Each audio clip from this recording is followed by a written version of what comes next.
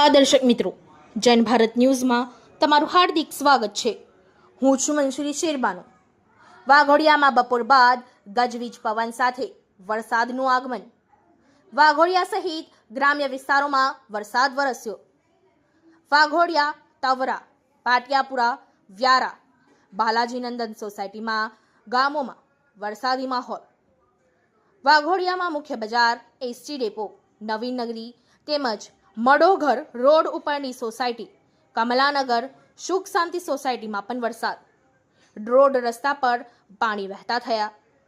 Waghodia main બજારમાં road પર પાણી વહેતા થયા। વરસાદનું આગમન થતાં ગરમી બફારાથી પ્રજાને રાહત। Bureau report Mukesh Parmar.